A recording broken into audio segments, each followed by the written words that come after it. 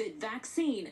President Trump now weighing in, urging companies to justify the success of their various COVID drugs to, quote, clear up this mess one way or the other, appearing to call into question the effectiveness of the vaccines initially developed during his first term in a fast-track process he's long praised. Operation Warp Speed, people say, is one of the greatest achievements ever.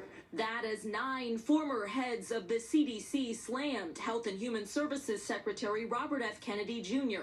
in a New York Times op-ed, saying he's, quote, endangering every American's health, and sharply criticizing his firing of CDC Director Dr. Susan Manares, who they say refused to, quote, rubber stamp dangerous and unfounded vaccine recommendations. 4 other top CDC leaders resigned in protest over the firing, one speaking out on NBC's Meet the Press. There is now an irresistible force that is going to make it impossible for CDC to maintain the validity of its science against ideology. Lawmakers back in Washington today preparing to press RFK Jr. for answers in a hearing Thursday. This is contrary to what the Secretary said he was going to do, which was follow basic science. I don't see him ignoring the science. I see him asking the hard questions. A high-stakes battle raising serious questions for the nation's public health. In Washington, Alice Barr, NBC News. But with the new COVID vaccine guidelines narrowing approvals to seniors and younger people with high-risk conditions, CVS is requiring a prescription in 13 states